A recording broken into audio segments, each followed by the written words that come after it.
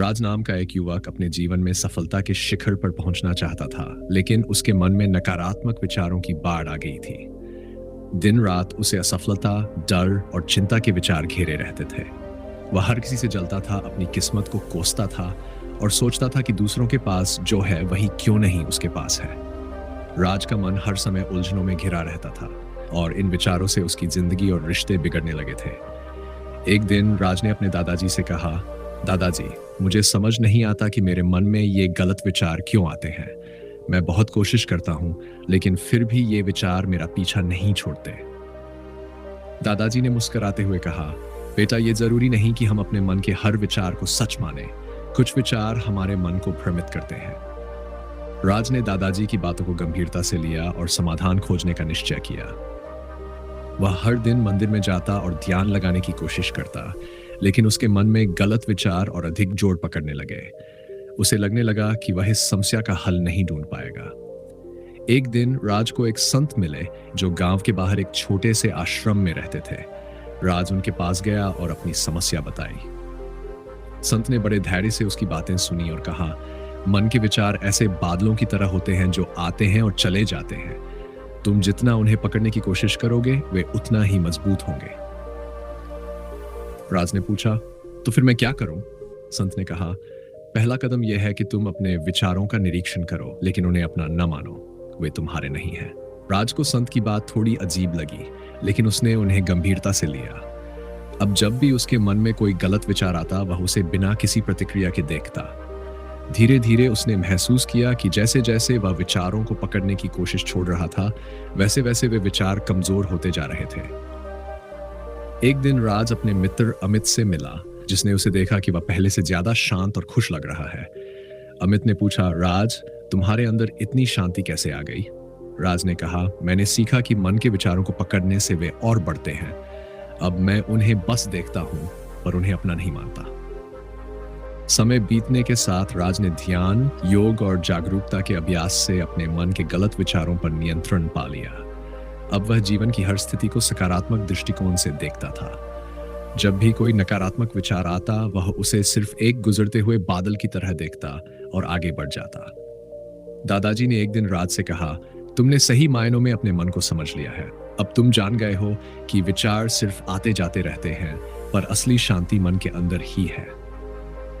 राज मुस्कुराया और समझ गया कि मन के गलत विचारों से छुटकारा पाने का असली तरीका जागरूकता, स्वीकृति और धैर्य है। जीवन में अब उसने सच्ची शांति और संतुलन पा लिया था।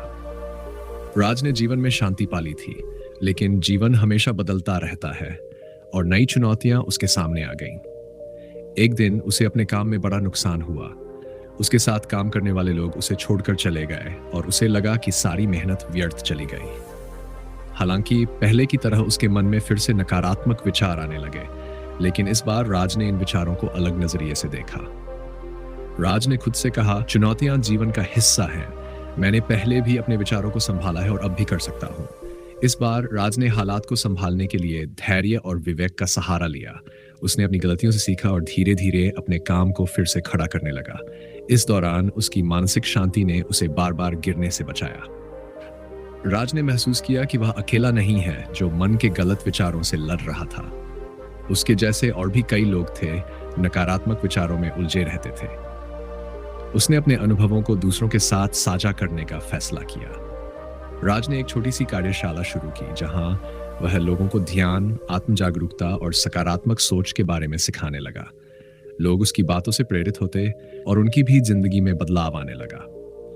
अब राज के पास सिर्फ अपनी शांति नहीं थी, बल्कि वह दूसरों को भी मन के गलत विचारों से लड़ने की राह दिखा रहा था। धीरे धीरे उसकी कार्यशाला लोकप्रिय होने लगी और वह एक सच्चे मार्गदर्शक के रूप में पहचाना जाने लगा। राज ने यह समझ लिया था कि जीवन में सच्चा सुख बाहरी सफलता या दौलत में नहीं है, बल्कि आंतरिक शांति और संतोष में है। उसने अपनी सफलताओं या असफलताओं को अपने मन की शांति पर हावी नहीं होने दिया। वह अब समझ चुका था कि हर कठिनाई एक अवसर है और हर विचार को नियंत्रित किया जा सकता है। वह संतोष और खुशी से अपना जीवन व्यतीत कर रहा था, अपने और दूसरों के जीवन को बेहतर बनाने में लगा था। उसकी जिंदगी अब एक प्रेरणादायक यात्रा बन चुकी थी, जहां उसने मन के गलत विचारों को अपने जीवन का मार्गदर्शक नहीं बनने दिया। राज ने एक दिन अपने शिष्यों से कहा, मन के विचार कभी रुकते नहीं, पर यह हमारे ऊपर है कि हम किस विचार को शक्ति दें और किसे जाने दें। सच्ची शक्ति भीतर से आती है और वही शक्ति हमें जीवन में हर मुश्किल से पार ले जाती है। राज का जीवन अब दूसरों के लिए एक प्रेरणा बन चुका था। उसने न केवल अपने जीवन को बेहतर बनाया, बल्कि वह दूसरों के जीवन में भी प्रकाश की किरण बन गया। राज ने जब अपने जीवन को दूसरों की सेवा और मार्गदर्शन में लगाया, तो उसने भीतर एक और गहरी संतुष्टि महसूस की। लेकिन जैसे जैसे समय बीता, उसे एहसास हुआ कि उसकी यात्रा अभी पूरी नहीं हुई है। वह लगातार खुद को और गहराई से समझने के प्रयास में था। एक दिन राज को अपने पुराने गुरु, उसी संत की याद आई जिनसे उसने वर्षों पहले मुलाकात की थी। उसने सोचा, शायद अब समय आ गया है कि मैं उनसे एक बार फिर मिलूं और अपनी यात्रा को और गहराई से समझूं। राज ने उस संत के आश्रम की ओर प्रस्थान किया जहां वह उन्हें फिर से मिला। संत ने उसे देखते ही कहा, तुमने बहुत अच्छा काम किया है, लेकिन अभी तुम्हारे सामने और भी गहरे सत्य है। संत ने राज को बताया कि जीवन की बाहरी शांति और संतोष एक महत्वपूर्ण कदम है, लेकिन सच्ची मुक्ति तब मिलती है जब हम खुद को पूरी तरह से जान लेते हैं। उन्होंने कहा, जो विचार तुम्हारे मन में उठते हैं वे तुम्हारे अस्तित्व का एक छोटा हिस्सा है। तुम्हें अपने भीतर उस शाश्वत सत्य की तलाश करनी चाहिए जो इन विचारों से परे है।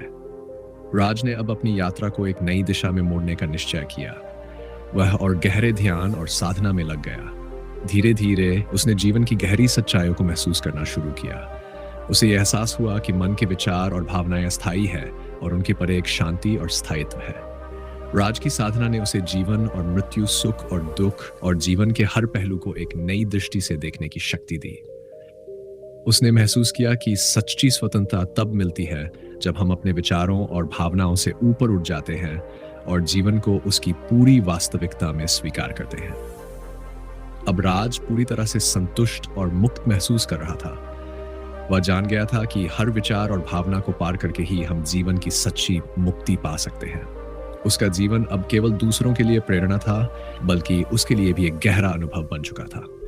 राज ने अंत में अपने गुरु के चरणों में बैठकर कहा, गुरुजी, मैंने जीवन में बहुत कुछ सीखा और समझा, लेकिन अब मुझे सच्ची शांति मिल गई है। मैंने अपने मन को पूरी तरह से जान लिया है और अब मैं किसी भी विचार या भावना से बंधा नहीं हूं। संत मुस्कुराए और बोले, तुम्हारी यात्रा का अंत नहीं हुआ है, पर तुमने सही दिशा में कदम बढ़ा दिया है। शांति हमेशा तुम्हारे साथ रहेगी जब तक तुम जागरूकता के साथ जीवन जियोगे। राज ने फिर कभी पीछे मुड़कर नहीं देखा। उसकी यात्रा जीवन की अनंत शांति और ज्ञान की ओर थी, जहां अब कोई सवाल, कोई संघर्ष या कोई उलझन नहीं थी। उसने अपने मन को पूरी तरह से जान लिया था और अब वह शाश्वत शांति में निवास करता था।